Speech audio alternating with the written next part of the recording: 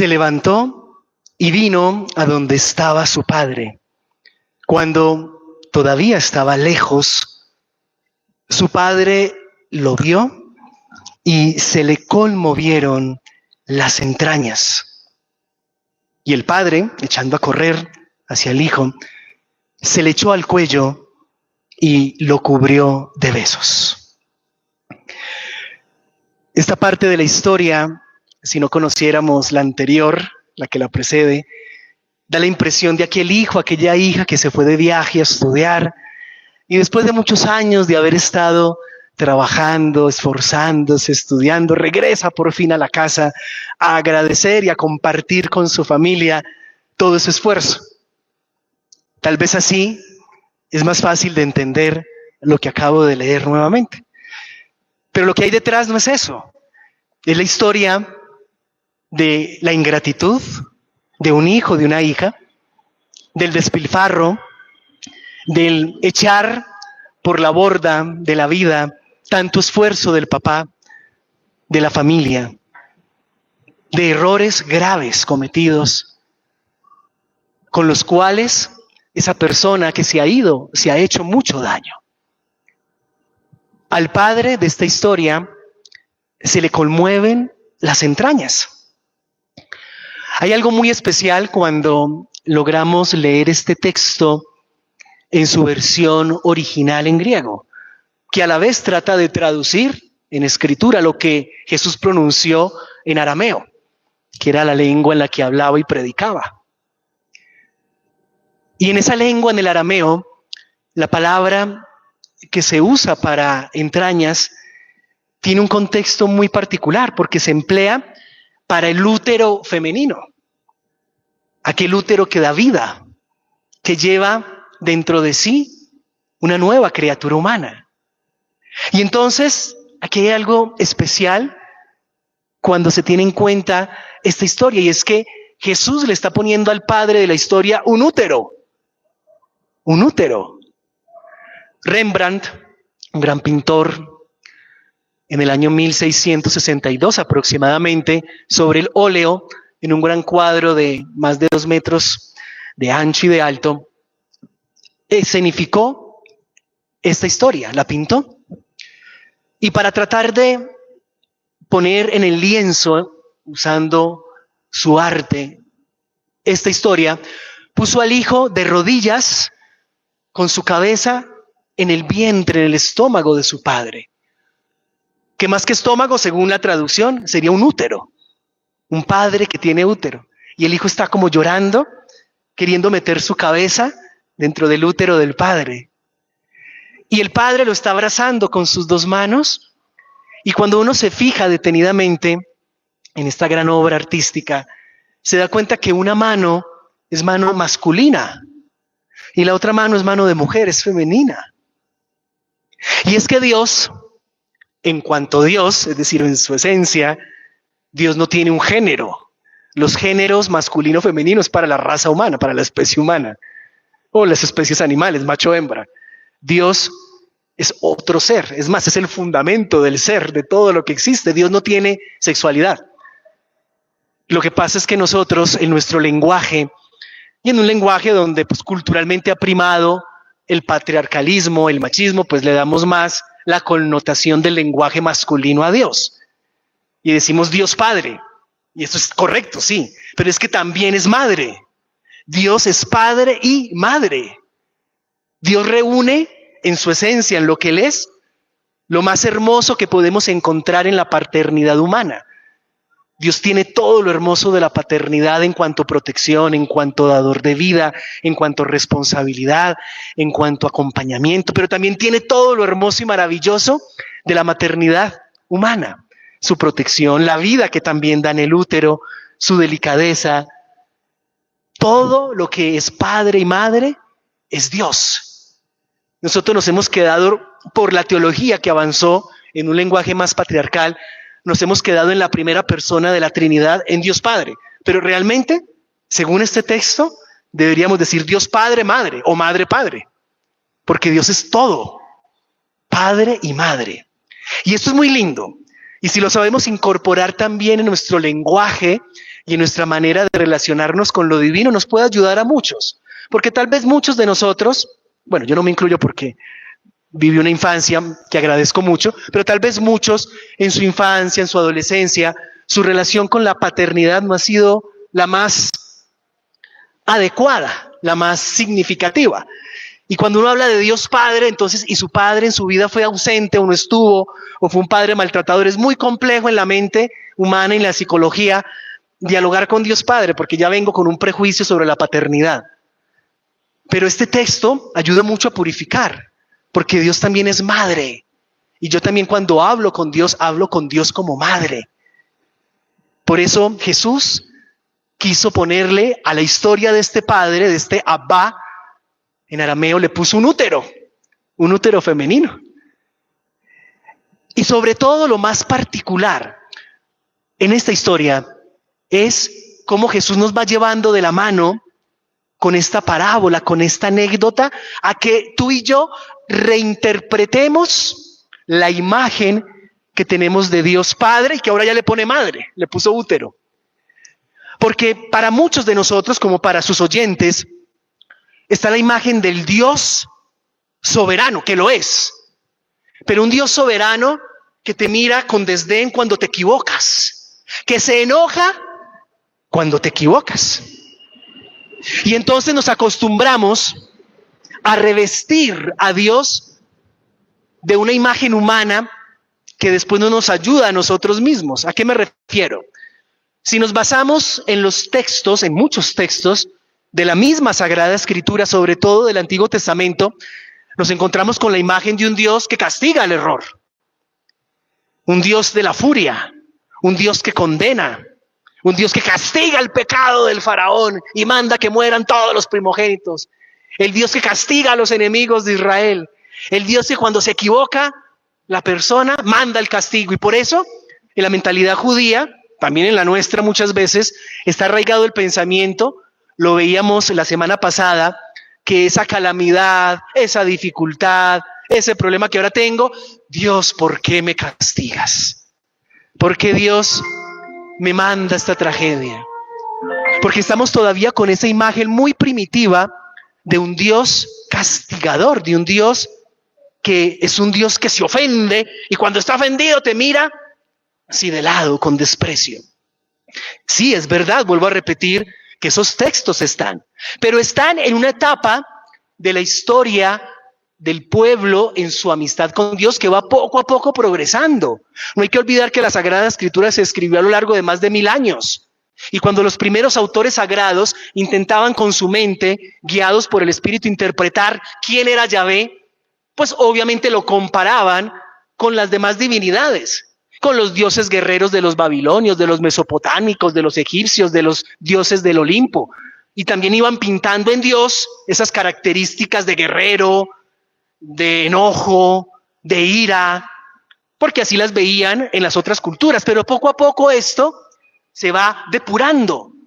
Y es Jesús, precisamente el Hijo de Dios por naturaleza, quien quiere ayudarnos a palpar, a identificar mejor el rostro de Dios. Nosotros no podemos ver el rostro de Dios. Dios es invisible, es espíritu puro en su esencia. Pero somos como invidentes que con el sentido del tacto podemos palpar y podemos ir descubriendo cómo es ese rostro de la persona que no vemos. Igual, desde la fe, desde estas parábolas, Jesús toma nuestra inteligencia, nuestros sentimientos y nos ayuda a palpar mejor quién es Dios para ti. Y yo les pregunto si en toda esta historia que se nos narró, alguno identificó en algún momento de la historia a un padre iracundo. ¿Alguno reconoció en esta narración un padre lleno de odio? ¿Un padre lleno de desprecio? ¿Un padre lleno de amargura? En ninguna parte, todo lo contrario. Ante los desaires de sus hijos, ante las ofensas de sus hijos, el padre permanece siempre con una mirada y con una actitud de amor que impacta, que llama poderosamente la atención. Y para los judíos que entienden mucho mejor todos los simbolismos que tiene esta historia, los dejó sin palabras esta narración. Vamos a ver algunos brevemente, para que también nosotros podamos salir de ese típico paradigma que a lo mejor hemos cultivado desde pequeños en nuestra relación con Dios, de un Dios que cuando yo peco, se enojó conmigo. Entonces voy y me confieso, o voy y pido perdón para que Dios ya no esté enojado y entonces me vaya bien. Para muchos esa es nuestra manera de razonar en nuestra amistad con Dios, porque así son nuestras relaciones humanas. Si yo me equivoco con alguien y ofendo a alguien, esa persona se molesta conmigo, está herida conmigo. Si un hijo o una hija es grosero, grosera, indiferente, desprecia a sus papás, claro que su corazón de padre, de madre se siente herido, incluso se llena de rabia, se llena de amargura, se llena de decepción. Si el hijo o la hija pide perdón, después con su actitud muestra un cambio, o incluso un cambio que supera de manera positiva su comportamiento anterior, el padre, la madre abren su corazón y va cambiando su estado de ánimo y se siente ya en paz y en tranquilidad. Es decir, pasó de estar enojado, con tristeza contra el hijo, con desaire, incluso hasta con un cierto desprecio hacia el hijo o hacia la hija por el mal que le hizo el hijo, pero poco a poco va cambiando. Esto que acabo de describir no aplica con Dios, no aplica, no es igual con Dios. Porque cuando yo me porto mal, cuando yo cometo un error, al que realmente estoy ofendiendo es a mí mismo o a la persona que le haga ese error. Y Dios jamás, y esto es lo complejo a veces de entender, y esta historia nos va ayudando paso a paso a entenderlo así, Dios jamás te mira con odio, jamás te mira con desprecio, jamás se enojó contigo. Dios siempre, siempre, incluso cuando me estoy equivocando, Dios siempre me mira con amor. Y esto nos desarma. Esto desarma poderosamente. Si a veces nos pasa en nuestras relaciones humanas que uno está enojado con alguien y va como queriendo pelear, esa persona tranquila, no te discute, hasta te mira con bondad y uno le da más rabia porque no enoja a la persona. Y dice, ay. En Dios esto es al grado sumo. Dios siempre te mira y te ve con amor, incluso cuando tú te estás equivocando. Ciertamente a Dios no le complace el error que tú estás cometiendo. Una cosa es el error que yo cometo y otra cosa soy yo que cometo el error, o la persona que lo comete. Dios a ti te mira con amor. Al error obviamente lo mira como error, como un mal que te estás haciendo, pero a ti siempre te ve con amor. Entonces, que Dios me perdona no significa que Dios estaba enojado, airado conmigo, como yo le pedí perdón porque me confesé, ya, Dios ya me mira y me sonríe, ay, bueno, ya me perdonó. No, es que Dios nunca dejó de mirarte con amor, nunca dejó de apreciarte por lo que tú eres en esencia, un hijo, una hija de Él. Por eso Jesús pone la imagen de un papá que cuando su hijo le pide la herencia se la da. Y no le reclama, porque Dios lo está mirando con amor. Y eso que en esa época, pedir la herencia en el contexto judío era decirle al papá o a la mamá, no me interesas. Jamás se pedía la herencia en vida en la época judía, en el contexto jurídico judío, jamás. Cuando Jesús pone que el hijo le pide la herencia, está queriendo decir que hay un gran desprecio por parte del hijo. Pero sobre todo cuando el hijo va y malgasta y llega a un estado tal donde tiene que cuidar cerdos. Esto para el judío que estaba escuchando esta historia era gravísimo, porque el judío de por sí no come carne de cerdo, ni nada derivado del cerdo, por sus leyes mosaicas. Y el hecho de que tuviera que ir a cuidar cerdos era una explicación, un significado de que esta persona había tocado fondo en lo peor. Era una manera gráfica de decir, ya no tenía nada más bajo en que caer. Y nos está diciendo, y a ti y a mí, que a veces esos errores donde tú y yo nos sentimos una miseria, que hemos caído en la inmunda, que pensamos que no hay nada peor que lo que acabamos de hacer, decir, y lo llevamos sobre la espalda o en nuestro corazón cargando. A pesar de eso, Dios te sigue mirando con amor. Y por eso, cuando el hijo recapacita, el narrador, en este caso Jesús, contando la historia, va a decir que el padre, cuando todavía estaba lejos, el padre lo vio. Es decir, el padre siempre estaba esperando al hijo. No fue a buscarlo. Es decir, no fue a decirle al hijo mientras se gastaba la herencia, ven, no, él no fue a suplicarle, porque Dios tampoco nos obliga a que nos portemos bien. Dios nos da la libertad, nos da la inteligencia, nos da la fe para que tú y yo elijamos. Nos deja la libertad, pero tampoco nos obliga a que hagamos las cosas que nos dan paz interior. Y cuando nos equivocamos, Él no nos mira con desprecio, sino que nos mira con el amor del padre, de la madre que está esperando. Y cuando el hijo viene en camino, el papá no se le adelantó y le dijo, ya ve, se lo dije. Yo sabía que iba a regresar así muerto de hambre, deshilachado. Yo se lo dije. No, el padre no hizo ningún reclamo. Dice el texto que simplemente lo abrazó. Lo abrazó. Se le conmovieron las entrañas, el útero, porque era madre también este padre. Qué imagen tan maravillosa que Jesús nos muestra hoy de Dios, para que tú y yo la incorporemos en nuestra relación con Dios, para que tú y yo, a lo mejor en esta etapa de nuestra vida, donde venimos cargando con ese error, con ese pecado, con ese vicio, y nos sentimos que hemos tocado fondo, que estamos en la inmunda de la vida, digamos, me levantaré. Me levantaré porque Dios no me mira con odio. Puede ser que los demás sí, puede ser que la sociedad sí, pero Dios no. Y cuando uno se siente amado de verdad, el cambio es más profundo, el cambio es más sincero. Porque si el cambio es por miedo, por temor a las llamas, por temor a la condena, es un cambio muy interesado. Pero cuando el cambio es porque yo me siento amado, y me siento amado porque me siento valorado, porque a pesar de que tengo un error o muchos errores, hay alguien que sabe ver en mí mi esencia, mi valía, y por eso me ama, si no, no me amaría. El amor nace siempre de valorar en el otro sus dones y cualidades, y si Dios nunca deja de amarme, a pesar de que cometo un error, es porque siempre está valorando en mí lo que soy, un hijo, una hija de Él. Y entonces comienza un cambio profundo y sincero. Hoy pues, quiero que de la mano de Jesús, cada uno de nosotros, en ese error o en esos errores que hemos cometido o que estamos cometiendo,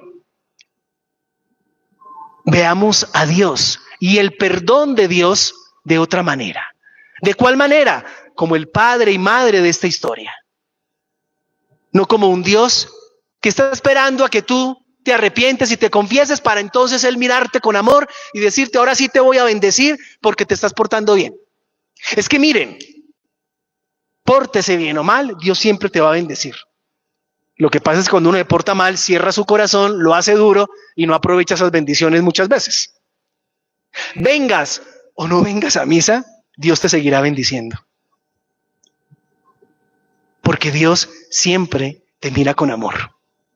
Porque Dios siempre te mira como un hijo, como una hija de Él. Entonces, ¿qué tengo que hacer yo? Tengo simplemente que, como hizo el hijo de esta historia, recapacitar, pensar en el amor que el Padre me tiene, levantarme y aceptar ese perdón de Dios. ¿Y qué es el perdón de Dios? Vuelvo a repetir, que Dios estaba enojado y porque yo le pedí perdón, ahora está contento. No, porque es que Dios nunca ha estado enojado contigo. Nunca te ha mirado con desprecio, nunca te ha mirado con rabia, nunca. El perdón de Dios es darme yo cuenta de que Dios siempre me mira con amor. Y como me doy cuenta que Dios me mira con amor, ahora viene mi elección. Acepto esa mirada y me levanto y cambio movido por ese amor o sigo en mi error, sigo en mi pecado. Y me lleno de prejuicios, a veces de excusas para no cambiar. Incluso hasta de excusas espirituales. No, es que yo eso que hice tan terrible. No, es que Dios no me puede perdonar eso. No, es que quién sabe cómo me estará mirando Dios después de ese error tan terrible que cometí. No, Dios siempre, no lo olvidemos, te mira con amor. Y cuando tú te equivoques, piensa en esta historia. Piensa en ese padre que corre al encuentro de su hijo, que lo abraza con su mano de madre y de padre, que lo lleva a su útero de vida, de perdón, y que después lo levanta, porque dice la historia. Cuando el hijo empieza a confesarse, Padre, he pecado contra el cielo y contra ti, ya no merezco llamarme hijo tuyo.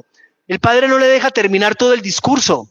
Dice, de una le dice a sus siervos, saquen la mejor túnica, pónganle un anillo, pónganle sandalias. Todo esto eran gestos de dignidad, de decirle al hijo, tú vales, te levanto, vuelve a intentarlo, eres mi hijo.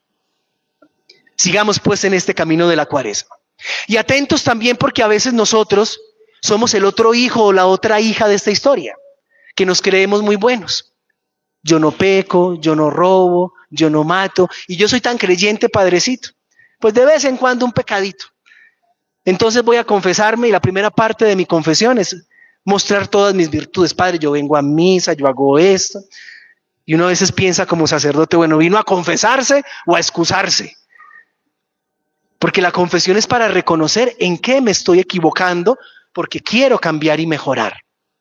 Pero a veces, como el hijo mayor, tú y yo estamos juzgando al otro en sus errores, nos creemos buenos porque tenemos ciertas prácticas religiosas y cumplimos con ciertas prácticas religiosas, pero nuestro corazón está viendo en Dios, no el Padre del amor. Está viendo a un Dios que me da beneficios, que yo me porto bien y vengo a misa para que me vaya bien. Fíjense, me porto bien y vengo a misa para que me vaya bien. En lugar de que yo me porto bien y vengo a misa porque amo, porque me quiero llenar de mucho amor para seguir amando mucho. Porque quiero experimentar el amor de Dios, que es real, para llenarme de ese amor, tener paz interior y transmitir esa paz interior. Pero somos como el hijo mayor. Estamos al lado de Dios por conveniencia, no por amor al Padre. No hemos descubierto el amor del Padre. Hemos descubierto a un Dios mago que me tiene que hacer favores. Y cuando no me los hace como yo quiero, me enojo.